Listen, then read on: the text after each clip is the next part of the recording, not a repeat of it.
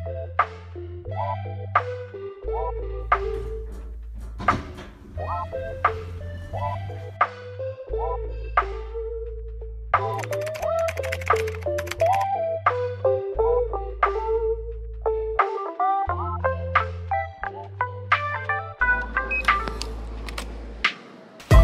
I'm Bea Dakar. I'm 21 years old. I study in the LSU. I'm Angelia Bello and I'm 30 years old and I live in Taytay. My name is Isa Tambancaya. I am 20 years old. I live in Taguig originally, And I live in a dorm here in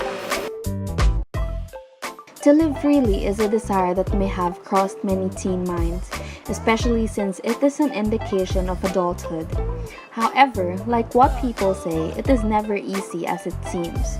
For students that live in the provinces that attend school in Manila, or even students whose university are on the other side of the traffic-clogged metropolis. Living far from home is a transitional experience. It has its thrills, distress, and challenges, all that would play significant roles to one's personal growth. Let's hear our three girls who managed to live in a 24 square meter room for the rest of their college life and how they were able to adapt to the environment and even to one another. Whether or not they agree that living in a dorm is actually a good thing. It is inevitable that they pick up a lesson or two while being away from the comforts of their homes.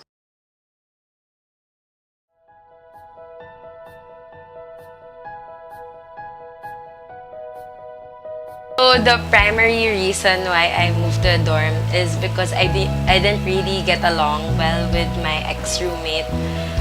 Also, I wanted to spend less. When I was in my condo, I had to spend a lot of money on electricity, water, and association dues. So I decided to live here because it's relatively cheaper and it's more affordable.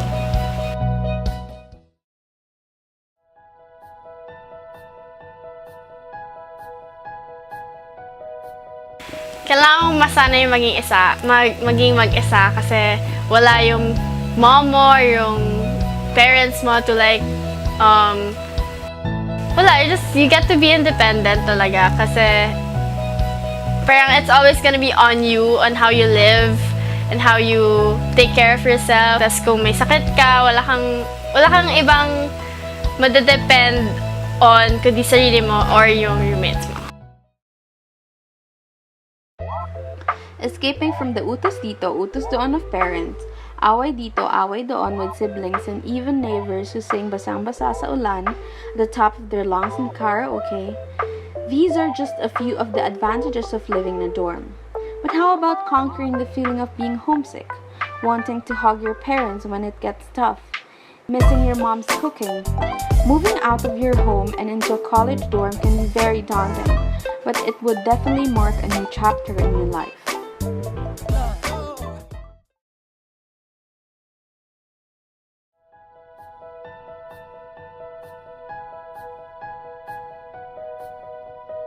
I think one of the struggles is that I had to get used to the different rules of the dorm and also to make sure that I follow the rules here in the room as well, like being organized with my things and being clean as well, so that I will benefit from it too, and also my roommates.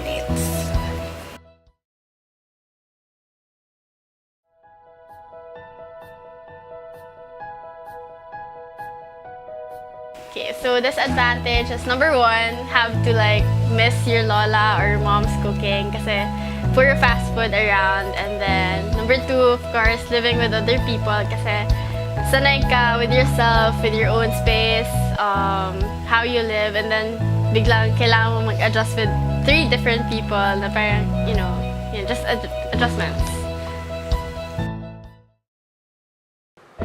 On the other hand, hustling till you make the passing grade, saving up, getting used to fast food, trying new things you never thought you would, and of course meeting new people and juggling with roommates whom you're gonna live with for the rest of your college life would be some of the challenges that you would have to go through.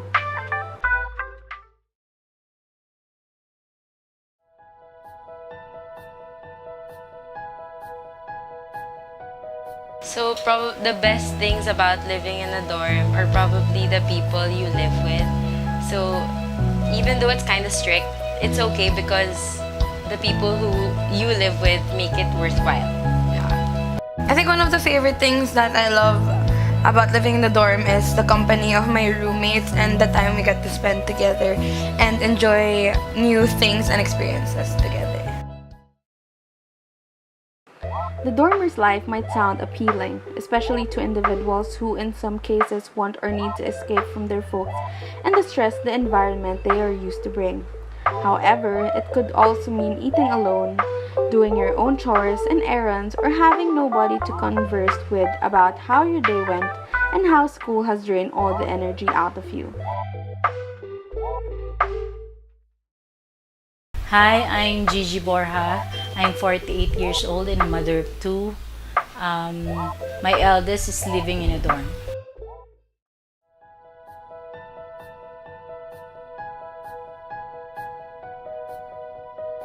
First and foremost, I know that God will take care of her. I always pray for her safety. Then second, I trust my daughter. As long as I know that she always answers my call and answer my text and open to communication, that's no problem with me.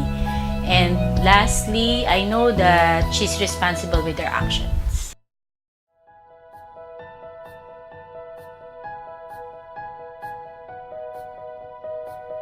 Actually, it depends on the parent if they want to. For example, if they don't trust their daughter, that's the big trouble for them. And of course, if they have enough budget, it can be. But for me, it's a call for the parents and the daughter. Hi, my name is CJ. I'm 28 years old. I am from University Pad Residences, and I am a reservations associate.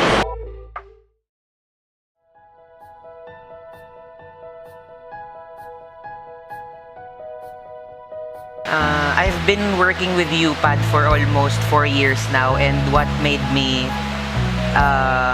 motivated and what made me stay working here is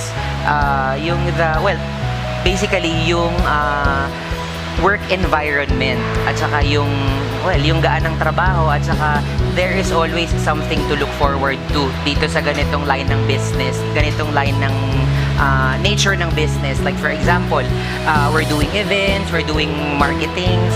So ayun, so hindi siya nakaka-bore.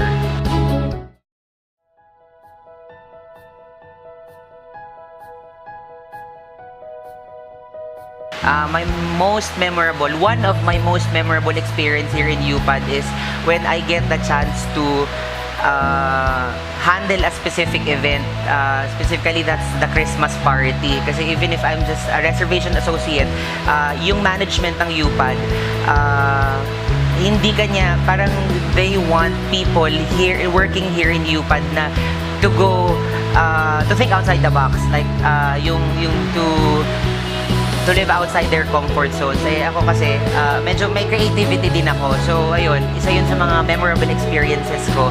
Kasi nakaplan ako, nakagawa ako, naka-execute ako ng sarili kong event. So ayun.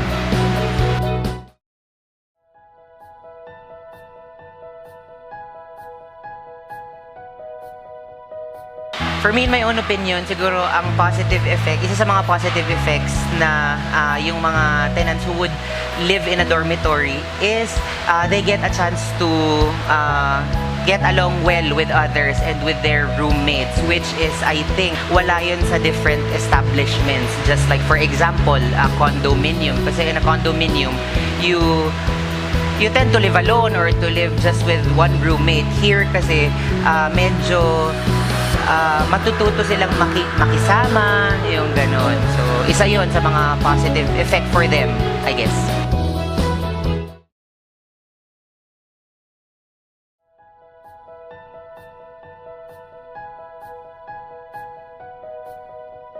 Okay. So, madali lang yun. Madali lang yun. Ayun yung isa sa mga nakakatuwa sa trabaho ko. Kasi, hindi naman ganun ka-busy kasi not everyday naman there's a reservation or parang ganun, or not everyday may gagawin ka talagang mabibusy ka. So, ayun, i-browse mo lang yung profile nila, parang ganun. Iba-browse mo yung profile nila kasi upon reservation, 'di ba? The people who wishes to enter UPAD, 'di ba?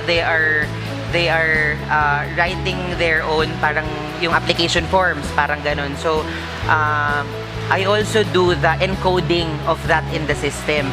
And ayun, so parang pag naka-encode na lahat ng history, nung family nila, nung saan nag-work yung parents nila, parang ganun. If I don't have any, pag wala akong ginagawa, binabrowse ko yon. So, kaya madali yung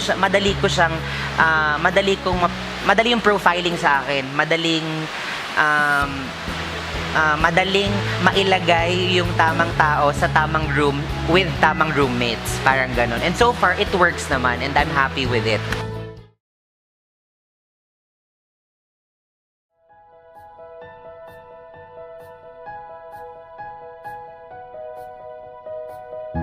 I think one of the advices that I can give to the people who want to dorm is that to make sure you always have positive energy and to make sure that you learn how to adjust to different people and personalities, and to make sure that you as a person dapat organized ka and responsible ka as well, because you're not living alone, you're living with other people too, so you have to be considerate about their privacy and their needs and everyone and all the aspects that are included when you dorm.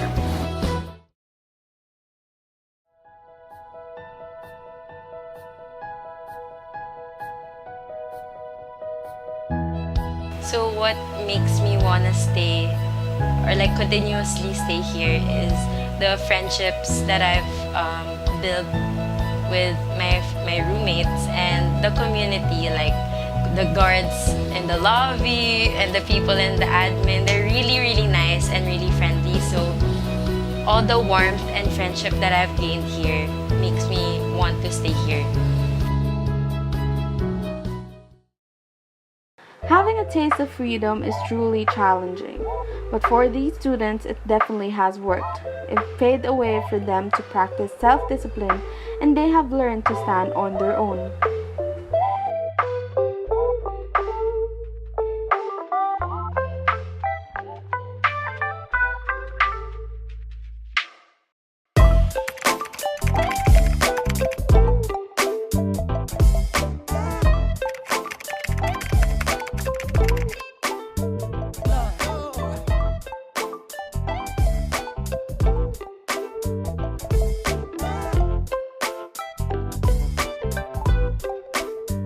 Well, I wanna let you know my mind is made up and I wanna go, and I've been